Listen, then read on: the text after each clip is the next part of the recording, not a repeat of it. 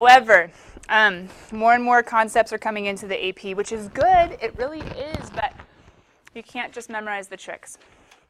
I mean, you need to, definitely, memorize our forevers and evers, but we need to understand the idea. So the idea, as introduced in section 6.1, is that we have rates, right?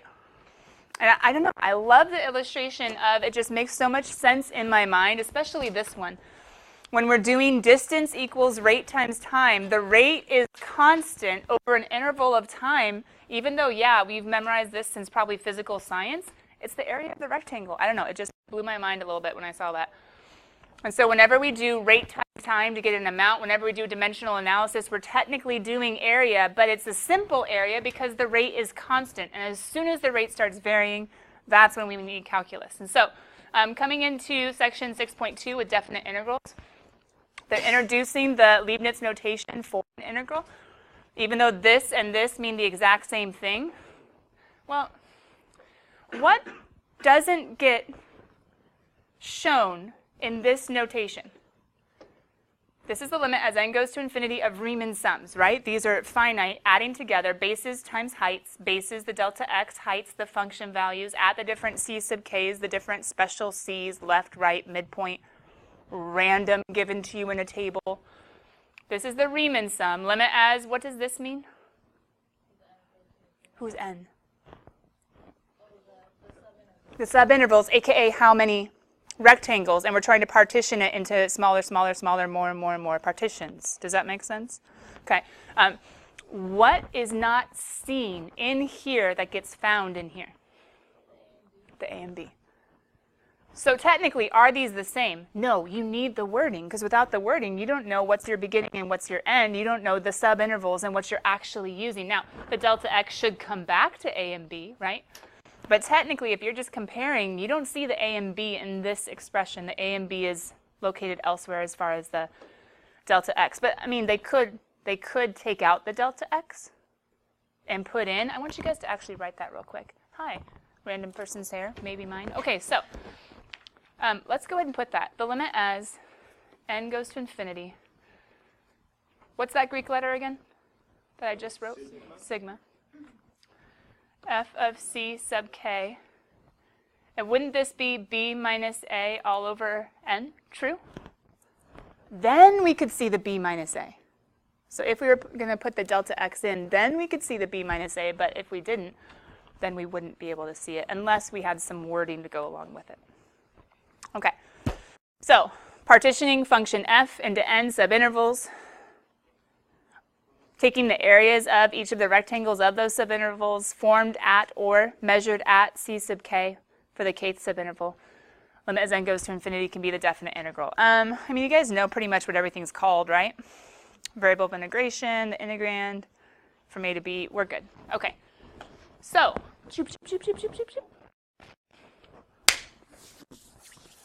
I'm not saying use grapher. I'm saying use the graph. And a few of you guys got stuck on this, or at least had to think about it, ponder it yesterday.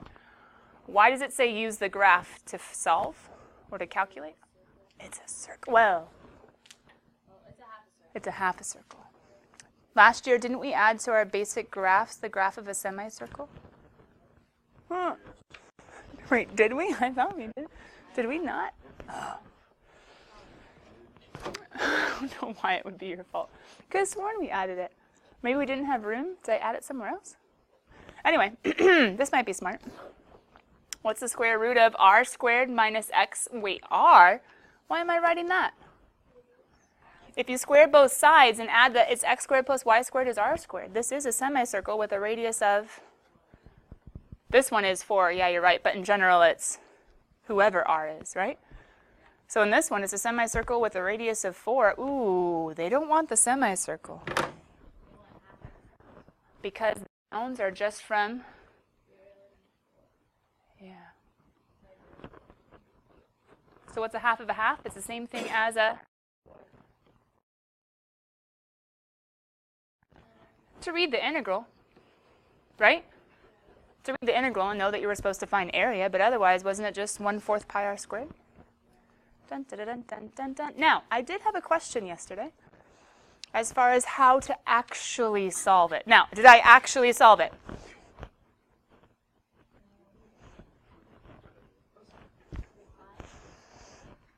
Did I do actual solving to get to the 4 pi? Yes, I did do solving. I used a mathematical formula from geometry that is completely valid in this situation. I plugged in and I solved. So I did do actual solving, but did I actually integrate? You guys know what I mean. I didn't find the antiderivative. Does that make sense? So I did do solving. I did do math. It was totally legal, but I didn't do you want to see how? It's kind of fun. Justin does. The rest of you should say yes. Come on. Where's your sense of adventure and exploration? Okay, ready? It's something called trig substitution, integration by trig substitution. In a college class, it would be probably a whole lesson, not a whole unit, but you'd have to do a little practice on it. And I might go back into more detail later this year, but here's the idea. There's no way to solve it algebraically without using a triangle. U sub, no, because then du would be 2x. Integration by parts, something you haven't even learned yet. Nope, it doesn't work either. Why a right triangle? It could be a variation of a Pythagorean theorem. Square root of 16 minus x squared. Well, wait a minute. Hold on. Square root of 16 minus x squared. Couldn't that be this side? Now, there is some strategy as to why I put the x here and not here. The 16 has to be the hypotenuse because it's always c squared minus when you rearrange Pythagorean theorem. Ah, good catch. Thank you, thank you. 16 squared would have been 256, right? Okay, now it makes sense? Okay, so 4 squared minus x squared is the third side squared. Got it. What was the point of that? You know how we do u sub, and so we rewrite the integral in terms of u to make it possible to solve? We're going to do theta sub, but not using theta, using trig of theta. Huh? Let's see, what's an trig to set up? Couldn't I say that sine of theta is equal to x over 4? True? So couldn't I say that, let's see, from that fact, x is equal to 4 sine theta? True? Couldn't I take d theta of both sides and get cosine theta d theta is equal to 1/4 dx?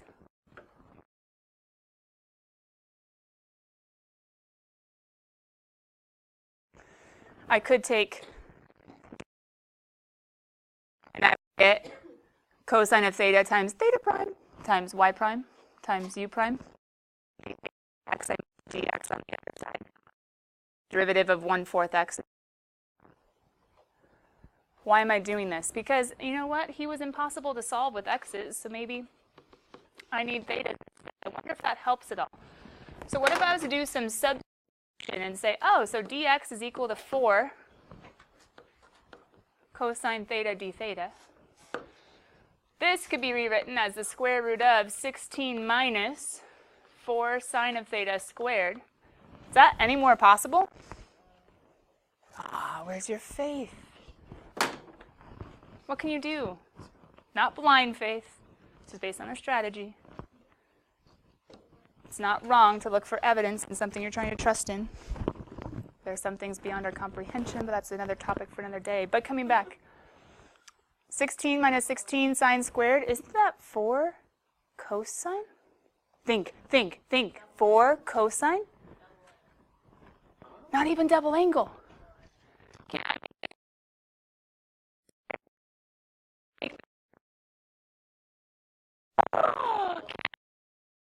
Wow. 4 times. I'm being lazy. Now,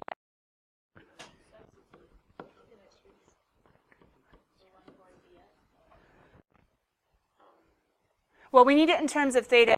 You know what I mean? All in terms of theta to solve. Kind of have to get it in terms of u. How do we? 1 over secant squared? That's not a thing. Don't do that. I wish. But 1 over secant squared, I need the secant squared up, not down. Because it'd be secant to the negative 2. What if u is cosine? du is sin. Pre-cal. There's a power reducing formula for sine and for cosine that says give me a sine squared and I'll give you, give me a cosine squared and I'll give you. You can actually, using a pre-cal formula, cosine squared power reducing formula, you get 1 plus cosine of 2 theta all over 2. Pre-cal, just pre-cal. One of those trig things from that huge old like p-proof section of tons and tons and tons of formulas, if you remember that from Mr. Chay's, most of you, or my class. End up with 16 times 1/2 theta plus, let's see, we have 1/2 and then we have a 2 and then we need another 1/2 and that'd be a 1/4. Sorry, I did u sub in my head. Negative sine of 2 theta, double check me.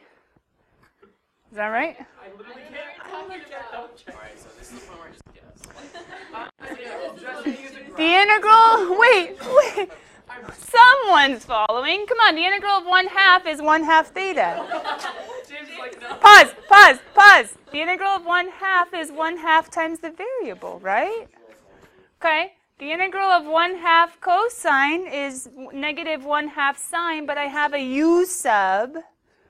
If u equals 2 theta, right, then du equals 2 d theta, and then I have to go ahead and do it. I know we haven't done u sub in a long time. But 1/2 times 1/2 is 1/4, negative sine of 2 theta. Now what? I got to plug in negative 4 and 0, which are x bound. I now have thetas. Oh, now we have to go to the sine thing. Plug what in? Plug it in. Can't I come over here and say sine of theta? You can. 4 sine of theta needs to equal 0, and 4 sine of theta needs to equal, what's my other bound, negative 4? Okay, so then if I divide by 4, that's negative 1. Sine is negative 1 at... Oh, no, wait, what am I saying? 3 pi over 2. Or negative pi over 2. And then sine is 0 at 0. Ooh, that's nice. Huh. So I have negative pi over 2 to 0. Justin's fault, he asked. Okay, so...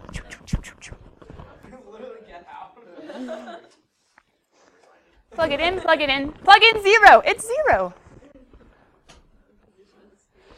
Plug in 0. What's sine of 0? 0. Okay, that's nice. So 0 plus, or technically minus 0. F of b minus f of a. Plug in negative pi over 2. That's negative pi over 4. Right? Plus, or technically minus, 1/4 times sine of 2 times sine of negative pi. 0. And that ends up being a negative times a negative is a positive, and a 4 and a 16 is a, sorry, a 16 over 4 is a 4, and a 4 times a pi is a 4 pi.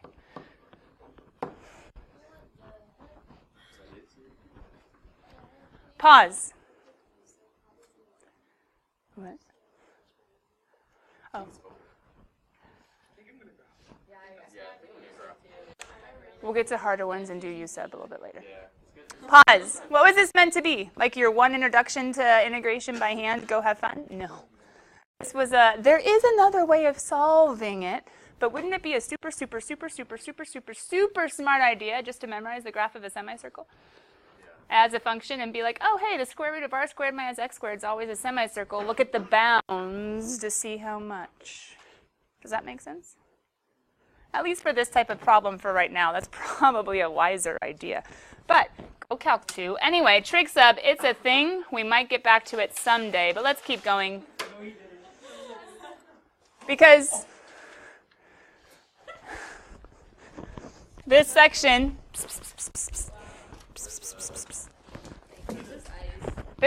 is supposed to be just an introduction to integration.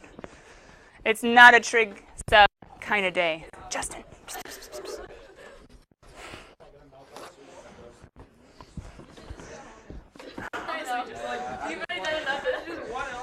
Pause. Who's ever spilled something and been embarrassed by it? That's it? Oh my goodness, you liars. You liars.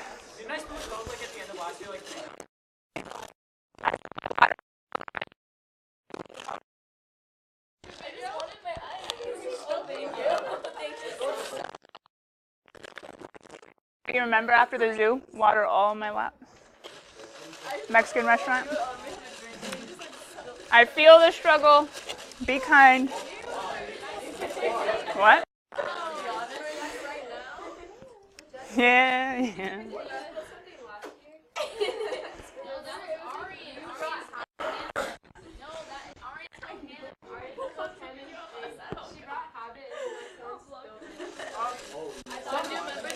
When I was in 5th grade, we were stuck inside, and I spilled like a cup of noodle all over my friend's lap. I was like, oh.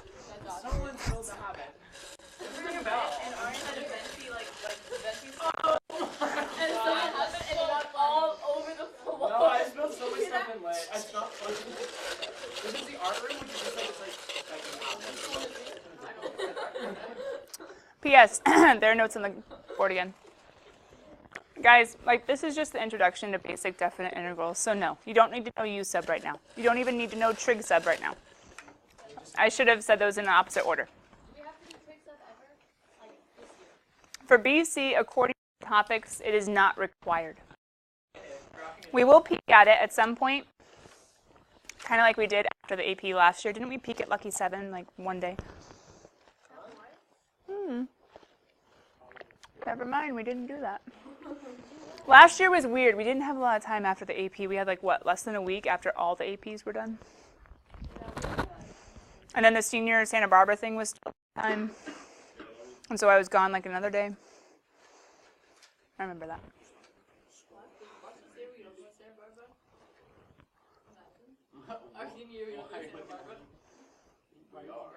Why not? Because you lose the privilege or people just don't go?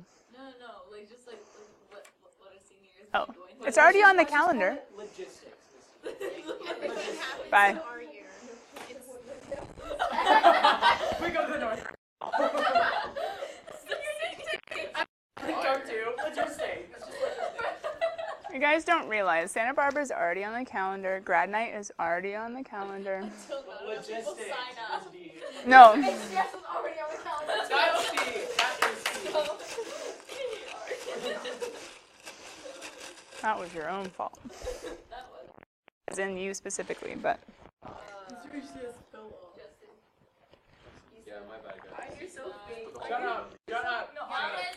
But, well, no, really it was football, guys, wasn't it? I'm recording. Valid concern. That's true. It's like there are examples, right, of. Yeah. Hey guys, axis is the and if it's below, it's a negative number, right? That's what's going on in this little expression. Area above, positive, area below, negative. I mean, it's the basics. It's the basics. So why is the integral? Why is the integral from 0 to pi of sine of x dx 2? How could you explain that? Why is the integral of sine of x from 0 to pi equal to 2?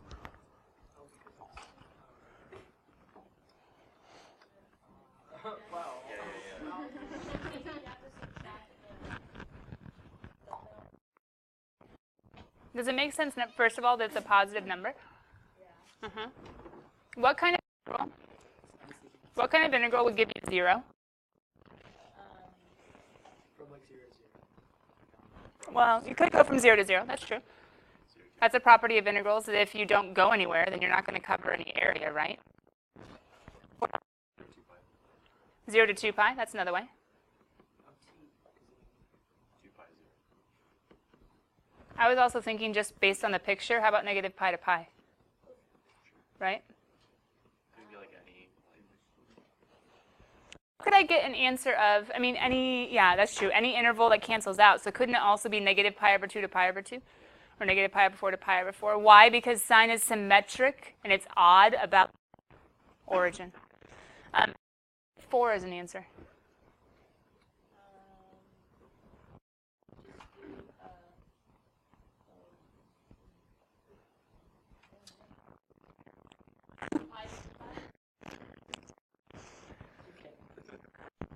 You don't just have to change the bounds. Put a 2 outside. Yeah, You could just put a 2. I said that jokingly. I was like, oh. But what would a 2 do? 2. It would be a vertical stretch of 2. So what was the area covered equaling 2 will now be an area covered equaling 4. Anyway, we can play sorts of things as far as the bounds. What's going on here? Let's go quick. So what's the integral from pi to 2 pi? If we know the integral from, in fact, that we just had 0 to pi of sine of x dx is 2. Pi to 2 pi? Why is it negative 2? Yeah, because It's under. Good. From 0 to 2 pi? Yeah, 0. Justin already came up with that one, right? Because they cancel each other out. That's going to be a positive 2, negative 2. Right? How about from 0 to pi over 2? Ooh. 1/2 of what? There you go. Ooh. Well, hold on. We know this one. This one's 4. What happens when we have a vertical shift? Yeah. Number 5, does it make a difference if the 2 is outside of the integral? Because there's the constant. Oh yeah, you just put that. But technically, it's that vertical stretch that makes the area double. What happens to sine? Doesn't it get shifted up too? Oh wait, isn't it? So don't you have the 2, right? But what else do you have?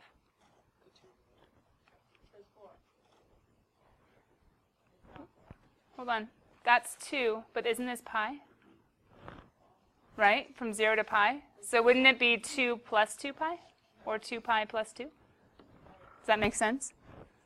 You have this little rectangle, which is just base times height, plus the original integral of sine. What about this guy?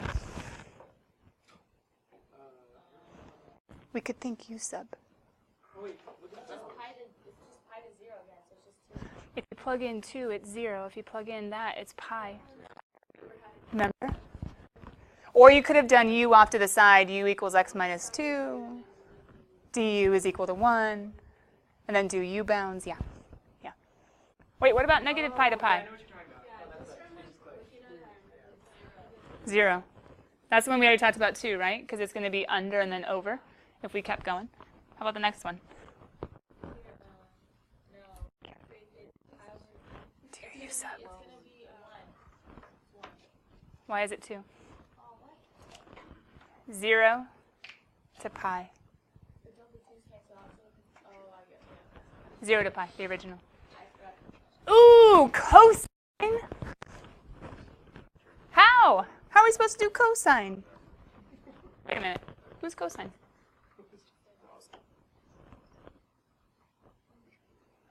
Zero to pi of cosine is a different portion of the cycle. It's going to be 0. The 1 and the negative 1 cancels out.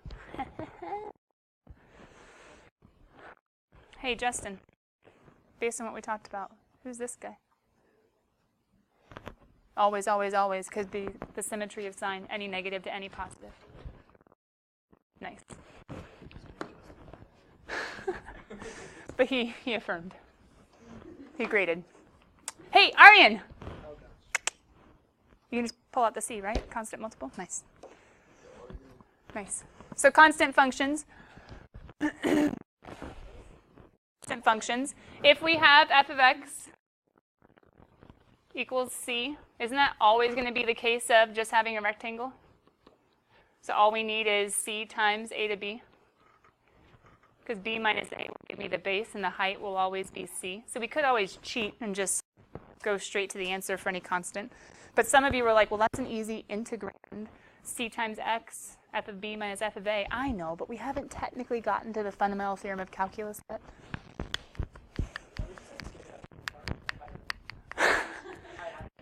This guy's super important, though. We see the accumulator function over and over again.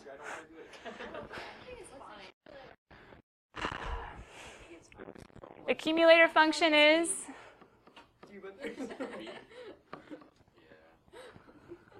Remember, we have to anti-derive, and it actually gets us a function. It gets us an actual function. So it's the idea of accumulation happening, but you don't have an upper bound. And we especially used it when we were doing FTC part ddx of the integral from a to x, or ddu time of the integral from a to u. Times with integration does not change. Accumulator, if you establish an upper bound, that upper bound can keep on increasing and keep on accumulating more and more change. There's this one, I don't know if there's the mock in the exam, but there's like a graph of the accumulator function, and then you have to work with like the derivatives of it. I actually wanted to do Oh yeah, I remember that. That was on it too. Oh, that must have been the mock. Was it the mock? Because we would have talked about it if it was the mock, though. Oh, so you don't remember seeing it. I think it was, no, I think it was the mock. I remember doing it in the I don't remember talking about it. With the library, corrections. looking up Something about like it's an accumulator function that had a graph and you were considering, oh no, it was the mock. the mock. I think it was an FRQ, wasn't it? Yeah. Oh yeah, it was that was mock. dead. We were talking about it afterwards. The first and second derivatives of the accumulator function, I wanted to like. But it's just DDS FTC part 2. Okay, anyway. It's all right. It's so easy, and I get it. It's so easy for your brains to be like, because it looks a little different, seems a little different, feels a little different. But in my mind, it's like, it's just what you studied. And it's like, But you can't make someone see what you see, right?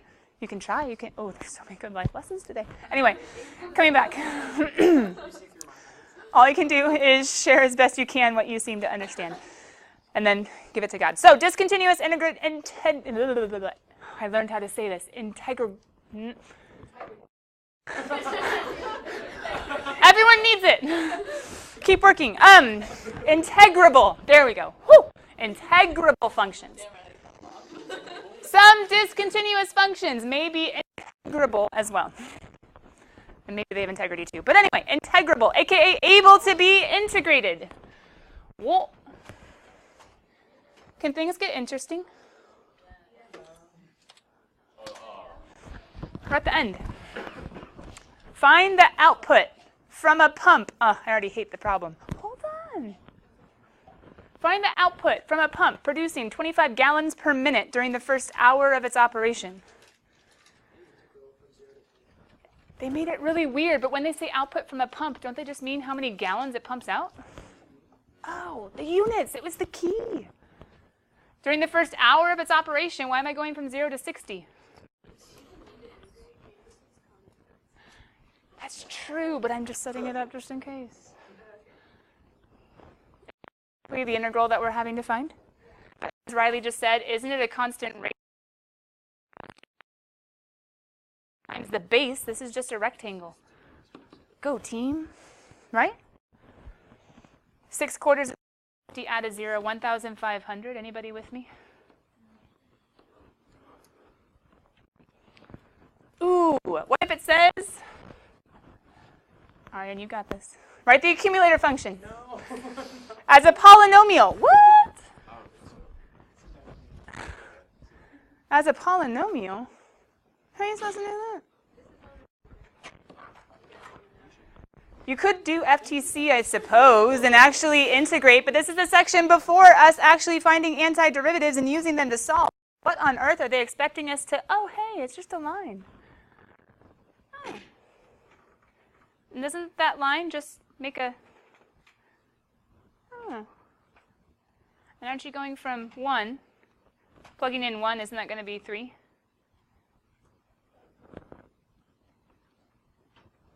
How do we make a polynomial in terms of x to find the, how long does it keep going? Oh. What happens if you plug in 2? So I can stop this, right?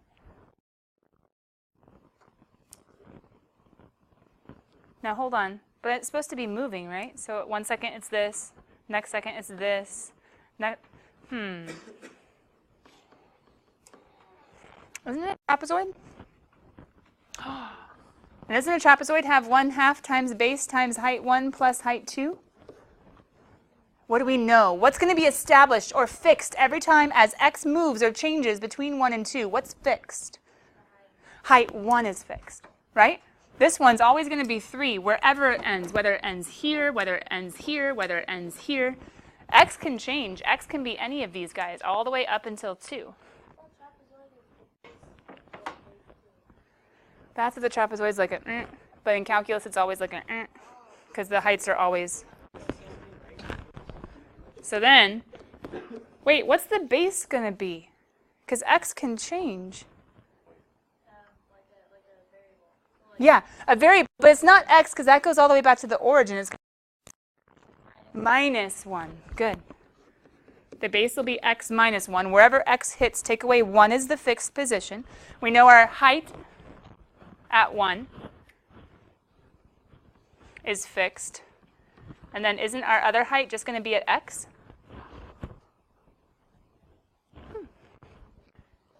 So I have 1/2 x minus 1. Plugging in f of 1 is going to be 3. Plus plugging in x. Okay, you guys don't need me to simplify. It's really going to be a quadratic. Oh, that makes sense. The integrand of linear is going to be a quadratic. But we could geometrically have figured that out without ever anti-deriving. Why? Because it was linear. Oh, you just used standard. Yeah, I just used area. Is homework going to get a little bit interesting? Maybe. Why? Because technically you haven't learned how to put together antiderivatives and integrals according to this book yet. You haven't learned the fundamental theorem of calculus. So play with it. If you want to kind of review integrating at the same time and cheat a little bit to check your answers, that's all right. Bring it back on Monday, and I'll see you guys later.